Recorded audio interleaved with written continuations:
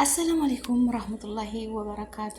ውድና የተከበራችሁ የቻናሌ ተከታታይ ቤተሰቦቼ እንደምን አላችሁ? በያላችሁበት ዓለም ዳርቻ ሰላማችሁ ብዙ ተረፍ ይበልልኝ። ሰላም ለሀገራችን፣ ሰላም ለሕዝባችን ይሁን እላለሁኝ። አላህዬ ከእንዲህ አይነት መጥፎ ነገር አላህ ይጠብቃችሁ። ወላሂ ከባድ ነው። እንዳየሁት ከሆነ ይሄ ወንድማችን አለመግባባት ይኖራል። ባልና ሚስቱ ነው፣ ብዙ መጋጨት አለ፣ አለመስማማት አለ፣ እክትላፍ አለ፣ መጋጨት አለ። በዛ ላይ ደግሞ ሰይጣን ተጨምሮበት ይወዳል ህዝብን፣ ሰውና ሰውን ለማጋጨት ብዙ ነገር አለ። ግን ያንን ነገር ማድረግ ያለባችሁ በመግባባት በመነጋገር፣ ስሜታዊ አለመሆን። ሁሉም ማለፍ እኮ ይችላል ቤተሰቦች ማለት ነው። አሁን ያ ነገር ከተፈጸመ በኋላ ተተደረገ ወይም ተመታ ተገደላት በኋላ ያ ገዳይ የሚገባበት ነው የሚጨንቀው። በቃ ቤት አይቀመጥም፣ ይደበቃል። ልክ እንዳይጥ ጉድጓድ ውስጥ መግባት ይፈልጋል ለመደበቅ፣ ሞትን ፈርቶ ማለት ነው። መጀመሪያ ነው መጠንቀቅ ያለብን። መጀመሪያ ከመሆኑ በፊት ያ ነገር እንዳይከሰት መጠንቀቅ ነው ያለብን። እንግዲህ የ6 ወር ነፍሰ ጡር የሆነች ባለቤቱን የሁለት ልጆች እናት፣ 2 ልጆች አሏቸው። እነዚህ ፎቶ የተነሱት አብረው። ሶስተኛ ደግሞ የ6 ወር ነፍሰ ጡር ነች። ያለ መግባባት አለ፣ ብዙ ነገር አለ። የሚያጋጭ ባልና ሚስቱ ነው። ሁሉም ሰው እኮ አንድ ቀን ቢደሰቱ አንድ ቀን የሚያጋጭ ነገር አለ። ግን እንደዚህ መረር ያለ ነገር ማሰብና ማቀድ፣ በዛ ላይ እኮ ሰይጣን እኮ ነው። ወይም ይወዳታል ብሎ አይደለም የሚወረውረው ማለት ነው። ሁላችንም እንናደዳለን፣ ግን አንበሻሸቅ ማለት ነው። የሆነ ሰው የሆነ ነገር ሲያነሳ ሲወረውር አይታወቅም። ንዴት ስላለ ደማችን ብርዝ ስለሚል የሚያነሱትን የሚጥሉትን አያውቁም፣ ሁላችንም ቢሆን። ስለዚህ አንናደድ። ግን ከሆነ በኋላ እኮ ይጸጸታል።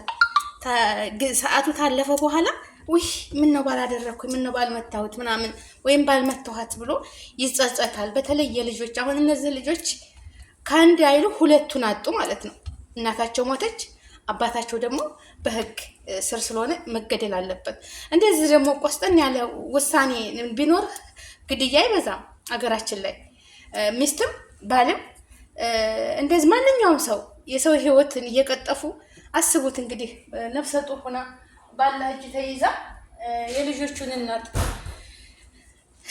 እንደው ያ ረቢ በጣም ይከብዳል። ወላሂ ከባድ ነው ይሄ ሁሉም የሆነው የጊዜያዊ ያለ መግባባት በትንሽ ነገር እኮ ነው።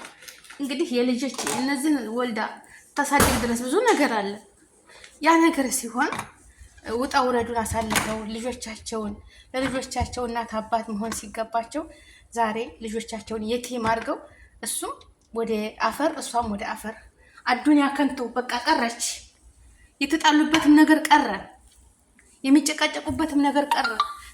ጠፋ እንዲህ ነገር ወገኖች ማለት ነው። የተሰበረ ነገር ይመለሳል አይመለስም። ግን ያ የጠፋውን ነገር ሁለተኛ እንዳይደገም በምክክር በቃ በጥንቃቄ አለ አይደለም፣ በንግግር ብትርም ምንም ዋጋ እኮ የለውም። እንደዚህ በሚመታበት ሰዓት ሴትም ሆነች ወንድም በምትገረፍበት ሰዓት ጉዳት ነው እንጂ ጥቅም የለውም። አንዳንድ ወንዶች በቃ ይማታሉ፣ ባገኙት ነገር ይማታሉ። ያ ብትር ይጎዳል እንጂ ማንንም አያስተካክልም። ምክር ነው። ማንኛውም ሰው ቁጭ ብላችሁ ባልና ሚስት ቁጭ ብላችሁ መነጋገር አለባችሁ። ይሄን ነገር ላልደግም፣ ይሄን ነገር ላልሰራ፣ ሁለተኛ እንዳይደግም፣ ሁለተኛ እንዳትደግም፣ ሁለተኛ እንዳትደግሞ። በቃ ንግግር ነው የሚያስፈልገው። ጭቅጭቅ፣ ንትርክ ሁልጊዜ የሚሆን ነገር የለም። በጭቅጭቅና በንግግር በመጥፎ አስተሳሰብ። አሁን ይቺ እንግዲህ እነዚህ ልጆች 2 ውስጥ ሄዱ፣ በቃ ሄዱ ላስተዳደጋቸው ምናቸው። እነዚህ 2 ልጆች ይቺን ትመስል ልጅ እሱም ባለመግባባት የ6 ወር ነፍሰ ጡር ሆና ህይወቷን አጠፋት። እሱም ደግሞ በህግ ስለተያዘ ህግ ደግሞ አይቶ አገላብጦ ወስኖ እሱም የሞት ፍርድ ተፈረደበት ማለት ነው። አያችሁ ወገኖች፣ በቃ አርቆ ማሰብን የሚያህል ነገር የለም። ስትናደዱ ትታችሁ ውጡ ቤታችሁን። በቃ ትታችሁ ውጡና እሷም ታስባለች፣ እሱም ያስባል። ትታችሁ ውጡ። ቤት ውስጥ ቁጭ ስትሉ ትጨቃጨቁ የባስ ነገር ነው የሚመጣ። አንድ ሰው ሲጣላ አንዱን ቤት መልቀቅ በቃ ትንሽ ረጋ እስከሚል ድረስ ማለት ነው ነገሩ። ሰይጣን እኮ ለሰውና ሰውን ለማጋጨት ወይም ሌላ ክላስ ቀይራችሁ ቁጭ በሉ ወይም በቃ አለ አይደለም በቃ የማይሆን ከሆነ ደግሞ በህግ ላይ ሄዳችሁ የማትስማሙ ከሆነ ትለያየት አለ። ለልጆቹም ኑሩላቸው፣ ልጆቻችሁን ብታሳድጉ ማለት ነው። ልጆቹም ተስፋ አይቆርጡም። አባት ያለ እናት ያለች እያሉ ተለያይቶ ማሳደግ ይቻላል። በየሳምንቱ አልሙሂም በሚደርሳቸው ሰዓት ዛሬ እናቴ ቤት ነገ አባቴ ቤት መኖር እኮ ጥሩ ነው ወገኖቼ ማለት ነው። ካልሆነ ተለያይቶ የሰው ልጅ ይጋባል፣ አላህ ካላለ ይለያያል። 10ም ወልዶ ይለያያል። በቃ እርዝቃቸው የነሱ እህሉ ሀዚህ ድረስ ነች። በቃ ተለያይተው ደግሞ ስንት መከራ አይተው ተለያይተው መልሰው ተገናኝተው ደግሞ እስከ ሞት ዕለተ ሞት ድረስ በቃ ሞት የሚለያያቸው አሉ። የሰው ልጅ ይችን ልጅ እናትና አባቷ ስንት መከራ አይተው ነው ያሳደጓት። አምነውት ሰጥተውታል። የእሷን ሀቅ ተንከባክቦ ካልተስማማችሁ ለቤተሰቧ መልሶ ልጃችሁን እንደዚች ነች በቃ አልቻልኩም፣ እሷ ጋር መኖር አልችልም፣ ያላ ማሰላማ ብሎ መለያየት ይቀላል። ግን በትንሽ ነገር ተነስቶ በትንሽ ጠብ አፍንጫዋን ብሎ መግደልና ይችን ዓለም ማሰናበት በጣም የሚከተለው ነገር ሙሲባ ነው ወላሂ። ማንም የእሷን ቤተሰቦች የእነሱን ቤተሰቦች አይተው ብድር በብድር ማለት ነው። እንደገና ደግሞ በመካከላቸው ልጆች አሉ። በጣም ከባድ ነው እና ወገኖቼ በጣም ያሳዝናል፣ ልብ ይሰብራል። እንደ አይነት ነገር ይፈጠራል በየቤቱ። ጠብ የለም አይባልም። ሁሉም ባልና ሚስቶች የምትዋቸው በሚዲያ ላይ ማሬ ሆዴ ፍቅር የሚሏቸው ውሸት፣ ታይጣሉ አይኖርም። ማንም አልጋ ባልጋ የሚኖር የለም። ወላሂ ግጭት አለ፣ ያለ መስማማት አለ ብዙ። ግን በመቻቻል ነው በመቻቻል አለ አይደለም። አንዱ እሳት ሲሆን አንዱ በረድ በማለት ደግሞ ሁለቱም ልጆች ሲሆኑ አያውቁበትም። አሁን በልጅነታችን ትዳር ስንይዝ አንደማመጥም፣ ግን በሰል እያልን ስንሄድ አለ አይደለም። ወንዱም ሴቷን በሰል ስትል በቃ ትዕግስቴን ያደርጋሉ፣ ሶብርን ያደርጋሉ። ግን ትንሽ ስንሆን በትንሽነት ሁለቱም ልጆች ሲሆኑ ጭቅጭቅ ነተረክ ይቅራ ምን አባቱ ይቅራ ምን በቃ ይባባላሉ ማለት ነው። ያንን ነገር አጢኖ አያዩትም። በዛ ደግሞ ልጅ ታለ በጣም ከባድ ነው። እነዛ ልጆች ሲባል ልጅ እናትና አባቱ ይፈልጋል። ልጅ በቃ መልካም ቢሆን እኔም አባዬ ጋር እኔም እናቴ ጋር መኖር እፈልጋለሁ። ምኞታቸው ይሄ ነው ልጆች ማለት ነው። ልጆች ያንን ነው የሚመኙት። አሁን የእነዚህ ልጆች እጣና ፈንታ ምን ሆነ? ሁለቱንም አጡ ማለት ነው። ሁለቱንም አጡ። አያሳዝኑም? በትንሽ ግጭት እንግዲህ አስቡት። ይሄን ያህል ዓመት ኑረው ሁለት ልጅ አፍርተው ወልደው ሶስተኛ ደግሞ መንገድ ላይ 6 ወር ነፍሰ ጡር ሆና በትንሽ ነገር በትንሽ ደቂቃ ግጭት ሲመጣ ሁሉም እንዳልነበር ቤቱ ሁሉ በረዶ ቅጥቅጥ ያደርገዋል። በሀዘን ይወርሰዋል ማለት ነው። ያንን የሞቀ ቤት ያንን የሚያምር ቤት ፍቅር የሞላበት ቤት ተጫውተው ተሳስቀው አንተ ትብስ ተባብለው ኑረው ይህን ሁሉ ጊዜ ኑረው ሲያበቃ በትንሽ ነገር ሁሉን ነገር ባዶ ያደርገዋል ማለት ነው። በትንሽ ንግግር ምንድነው ያለው? በዛ ላይ ምንድነው ወገኖች? ሰይጣን አለ። አንድ ሰው ሲጣላ እሱ ቁጭ ብሎ ተግራ ሆኖ ያለ በሉ ይላል። ምታት እንደዚህ እያደረገች እንደዚህ መሆን የለበትም ወላሂ መሆን የለበትም። እና አላህ ትዕግስቱን ይስጠን። ካለፈ በኋላ አንድ ሰው የሆነ ድንገት የሆነ ጉዳት ካደረሰ በኋላ ወይም እንደሞተች ወይንም እንደሞተ ሲያቅ ቁጭ ብሎ አይጠብቅም፣ ወላሂ አይጠብቅም። በቃ የሚገባበት ልክ ጉድጓድ ውስጥ እንደ አይጥ መደበቅ ይፈልጋል። ገባቸው አይደለ? ነፍስያ ናትና ይሄ ሁሉ ተመሆን አንገትን ቀጥ አድርጎ ለመሄድ ትዕግስት ማድረግ በቃ ብዙ ነገር የሚያረግ ተሆነ ቤተሰብ አላት፣ ህግ አለ። በህግ እንደዚህ ብሎ ካልሆነ አታ ንብረት እንኳ ቢኖራችሁ አብራችሁ ያፈራችሁ ንብረት ካለ ይሄ እሷ ይሄ አንተ ነው የሚገባ፣ እንዳትነኪው እንዳትነካት። በቃ አለመስማማት ካለ ኑሩ። መኖር እኮ ጥሩ ነው ወገኖች። ሞት እኮ ለማንም አትቀርም። አሁን እነዚህ ልጆች ሁለቱንም አጡ፣ እናትንም አባትንም። ገባችሁ አይደለ? እሷም ነፍሰ ጡር ሆና 2 ወር ሆና ሄደች ተሰቃይታ። ለዛኛውም ሀገር ለዚህኛውም ሀገር አንተ ገዳዩ ማለት ነው። አይመችም፣ ሐራም። ሁለት ነፍስን ማጥፋት ማለት እንግዲህ አስቡ። በዛ ላይ ደግሞ የልጆቹን እናት እሱ ምሎ ተገዝቶ አግብቷት ፈርሞ ያገባትን ሚስት ሲርባት ላበላት ስትታመም ላሳክማት ብሎ ቃል ገብቶ ኃላፊነቱን ወስዶ አምጥቶ ቤቱ እንደገና በእጁ ማጥፋት ማለት ከባድ ነው። ወላሂ ከባድ ነው፣ ከባድ ነው። አንድ ሰው ሲያገባ ባለትዳር ሲሆን ልብስ ስትፈልግ ያለብሳት፣ ስትታመም ያሳክማት፣ ሁሉ ነገር በቃ እናትና አባቱ አስፈርመው ሰጥተውታል። በቃ ፈርመው ወስዷል። ያቺ የእሱ ኃላፊነት ሊሰማ ይገባል።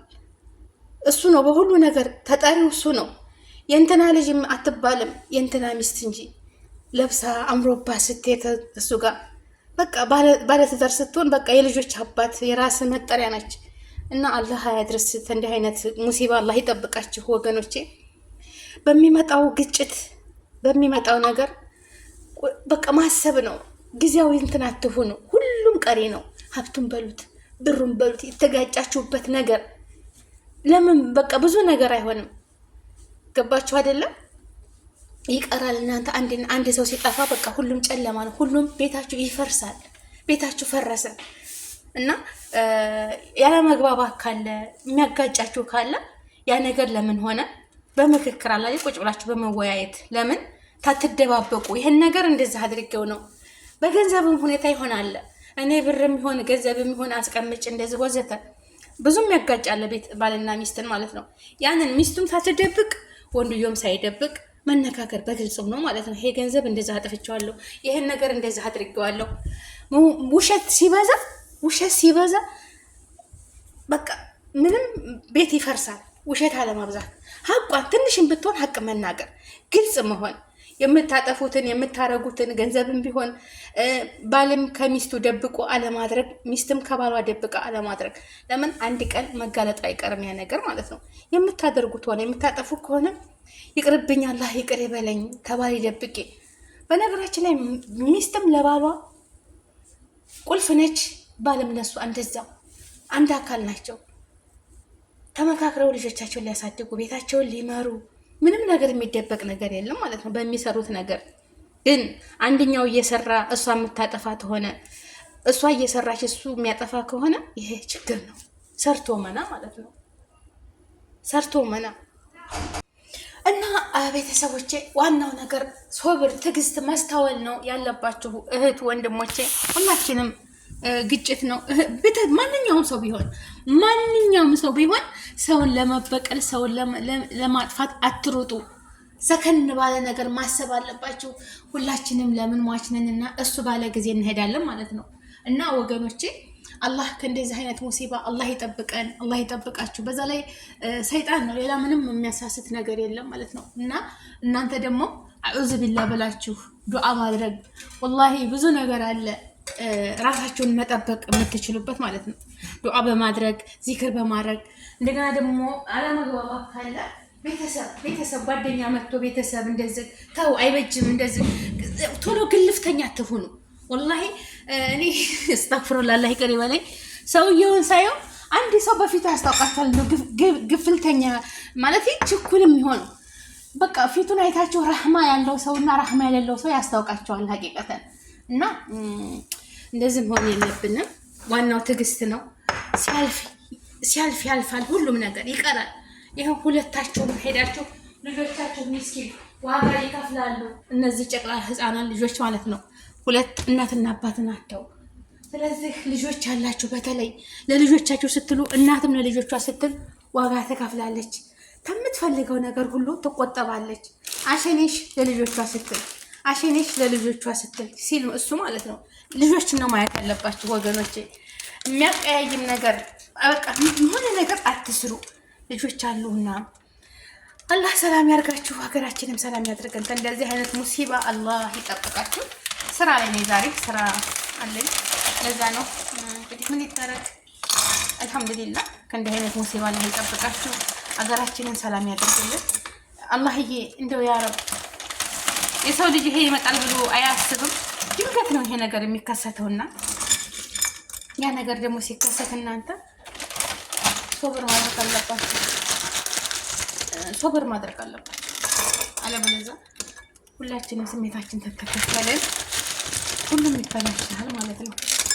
እና መሶበር አለባችሁ። ትዕግስት ማድረግ አለባችሁ። ስሜታችሁን አትከተሉ። ሁሉም ይቀራል ማለት ነው። ሲቀር ቀረ በቃ። አንዳንድ በወንዶች ሳንቲም አስቀምጠው ችኩል የሚሆኑ አሉ። የት አለ ወይም እንቅልፍ ላይ ሆነ እሷ ላታስተውል ትችላለች። እንዴት አጠፋች ብሎ ሚስቱን በቃ እርምጃ የሚወስድ ያለ። ይሄ መሆን የለበትም። ረጋ በሉ በቃ። በምክክር ነው ሁሉም ነገር፣ በምክክር ማለት ነው። ካልተመካከራችሁ እንዴት ሊታወቅ ይችላል? ስለዚህ ሁሉም ነገር በምክክር ነው የሚሆነው ወገኖቼ ማለት ነው። እና ወገኖቼ ይሄንን ነው የምለው። ዋናው ትዕግስት ነው። ትዕግስት አድርጉ። ሲቀር ለሚቀረው ለዚች ላጭር ኑሮ ለምን ልጆቻችሁን ብትንትን ታደርጋላችሁ? አላህ ይርሐማት፣ አላህ ይዘንላት። እሷ ሚስኪን 2 ነፍስ ሆና ሄዳለች። እሱ ምን የስራውን አግኝቷል ማለት ነው። እና ትዕግስትን የሚያህል ነገር የለም። ሶብር እና አላህ ማአሷብሪን። ለምን በቃ አትቸኩሉ። የምታጠፉት ነገር ካለ ለቤተሰቦቿ መናገር። የምታጠፈው ነገር ካለ ለቤተሰቦቿ። ከሰው ነው ያመጣችኋት አይደል? ልጅ ከቤተሰብ ነው ያመጣችኋትና ለቤተሰቦቿ መናገር አለባችሁ ማለት ነው።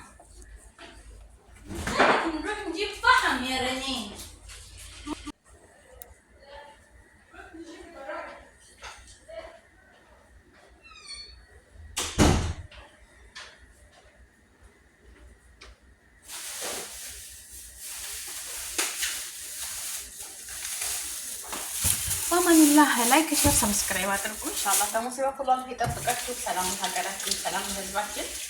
ያው ዛሬ ስራ ላይ ነው እንግዲህ አዙማለን ማለት ነው። ከዛ ነው ላይክ ሼር ሰብስክራይብ አድርጉ። ከእንዲህ አይነት ሙሲባ አላህ ይጠብቃችሁ። ትዕግስትና ሶብር ይስጠን። ሀገራችንን ሰላም ያድርግልን። ሁላችሁ ያላችሁበት አላህ ይጠብቃችሁ። እህት ወንድሞቼ አባቶች ነው አላህ ይጠብቃችሁ። እውነት ለድንገተኛ አደጋ ሁሉ ይሰውራችሁ ነው የምለው። ላይክ ሼር ሰብስክራይብ አድርጉ። አይከፈልበትም ማለት ነው። ሰምታችኋል። ላይክ ሼር ሰብስክራይብ አድርጉ። አይከፈልበትም። የኔ ወዶች፣ የኔ አበቦች፣ የኔ ፍቅሮች